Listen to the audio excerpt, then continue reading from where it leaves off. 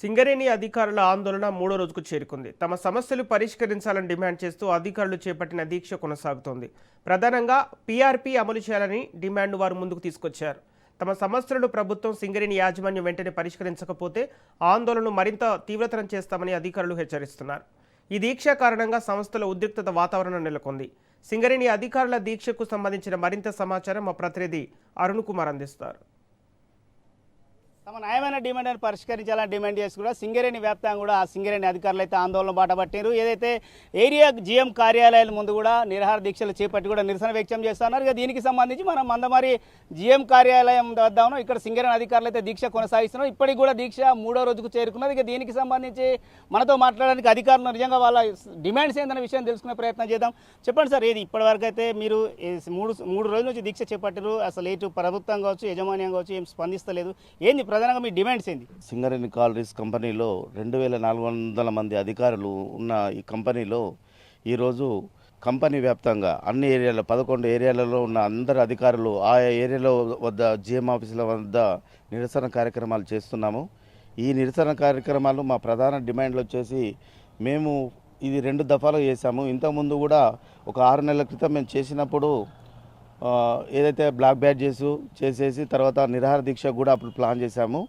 అప్పుడు చేసినప్పుడు మాకు చర్చలకు రమ్మని చెప్పడం జరిగింది.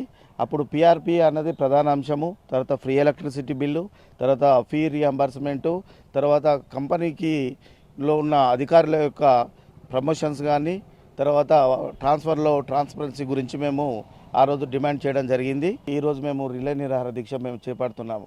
మరి మేము ఇంత చేస్తున్నా కూడా ఇంతవరకు ప్రభుత్వం కానీ మా యాజమాన్యంలోని ఎలాంటి చలనం రాలేదు. మేము అప్పుడు చేసినప్పుడు పీఆర్పీ అన్నది ప్రధాన అంశంగా మేము తీసుకొని మేము చేశాము. కానీ మళ్ళీ మాకు కోల్ ఇండియాలో పే అప్గ్రేడేషన్ అన్నది ఈ మధ్యకాలంలో అమలు అయింది.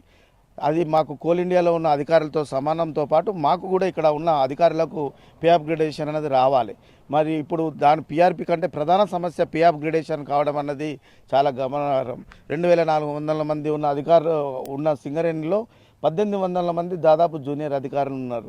వాళ్ళకి న్యాయం జరగాలంటే పే అప్గ్రేడేషన్ అనేది కంపల్సరీ జరగాలి. నెక్స్ట్ 2027లో మాకు పే రివిజన్ అనేది జరుగుతుంది. అప్పటి వారి లోపే మాకు పే అప్గ్రేడేషన్ జరుగుతుంది.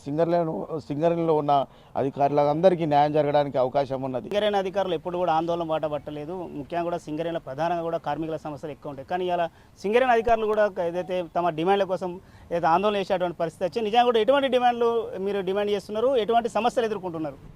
మీరు చెప్పినట్టు సింగరేణి హిస్టరీలోనే ఇది ఒక ఆఫీసర్స్ అనేది ఇట్లా ర్యాలీస్ కానీ స్ట్రైక్ అంటే కైండ్ ఆఫ్ ఇట్లా రిలే యాంగర్ స్ట్రైక్స్ చేయడం కానీ ఇది ఫస్ట్ టైం హిస్టరీలోనే. ఇది డ్యూ టు ఇట్లా నేను అనుకునేది ఏంటంటే పొలిటికల్ ఇన్వాల్వ్మెంట్ మేనేజ్మెంట్లో ఇంత ఉండడం అనేది ఈ మధ్యకాలంలో ఎక్కువైందని నేను భావిస్తున్నాను. దానివల్ల ఇలాంటి ఇష్యూస్ అన్నీ వస్తున్నాయి. మాకు మెయిన్గా పీఆర్పీ అనేది 3 years నుంచి చెల్లించాల్సిన పీఆర్పీ 280 crores అనేది అమలు చేయాలి. అండ్ మళ్ళీ కోల్ ఇండియాతో కంపేర్ చేస్తే పే రివిజన్లో రీసెంట్గా కోల్ ఇండియాలో పే రివిజన్ అయింది. అధికారులకు చాలా మంత్లీ శాలరీలోనే చాలా డిఫరెన్స్ వస్తుంది అన్నమాట.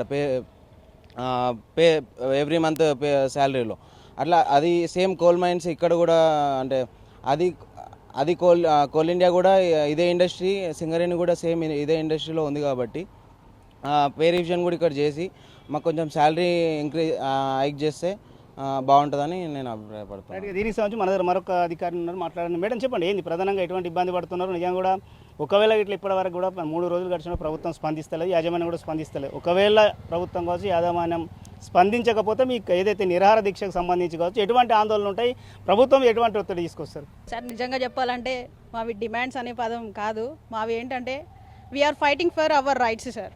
మావి ఏంటంటే న్యాయమైన హక్కుల కోసం మేము పోరాటం చేస్తున్నాము.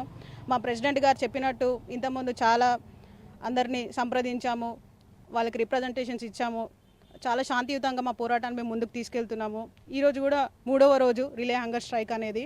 సో మా న్యాయమైన హక్కులు మేము అడిగేది ఏంటంటే పీఆర్పీ అప్గ్రేడేషన్, పీఆర్పీ చెల్లింపులు, అదేవిధంగా ఐఐఎం రియంబర్స్మెంట్ ఎలాగైతే ఎన్సీడబ్ల్యూ వాళ్ళకి చెల్లిస్తున్నారో అలాగే అధికారుల కూడా చెల్లించాలని, free electricity and transparency in transfers. So మేము ఇదే శాంతియుతంగానే మా పోరాటాన్ని ముందుకు తీసుకెళ్దాం అనుకుంటున్నాం సార్. అయితే సింగరేణి అధికారులు అయితే ఆవేదనతో తెలుపుతున్నటువంటి పరిస్థితి. ఏదైతే ఇప్పటికే కూడా గత 3 రోజుల నుంచి కూడా తమ న్యాయమైన హక్కుల కోసం పోరాటం చేసినా కూడా, ఆందోళన చేసినా కూడా ఇటు సింగరేణి యాజమాన్యం కావచ్చు ప్రభుత్వం పట్టించుకోవాలని చెప్తున్నారు. గతంలోనే అనేక సార్లు ఇటు యాజమాన్యం దృష్టికి ప్రభుత్వం దృష్టికి తీసుకెళ్ళినా కూడా తమ సమస్య పరిష్కరించాలని చెప్తున్నారు. ఇప్పటికైనా కూడా ఖచ్చితంగా తమకు రావాల్సినటువంటి పీఆర్పీతో పాటు ఏదైతే కోల్ ఇండియాలో అధికారులకు అమలవుతున్నటువంటి అలవెన్స్లకు సంబంధించి కూడా ఖచ్చితంగా కూడా చెల్లింపు చేయాలి. తమ సమస్యను పరిష్కరించే దిశగా ప్రయత్నాలు చేయాలి ప్రభుత్వం. లేదంటే కూడా ఖచ్చితంగా కూడా తమ ఆందోళనలను ఉధృతం చేసి కూడా ప్రభుత్వంపై ఒత్తిడి తేవడానికి సిద్ధమవుతామని అయితే సింగరేణి అధికారులు ఇటు యాజమాన్యాన్ని ప్రభుత్వాన్ని అయితే హెచ్చరిస్తున్నటువంటి పరిస్థితి. Camera person Srinivas, Arun Kumar, Raj news, Mancherial జిల్లా.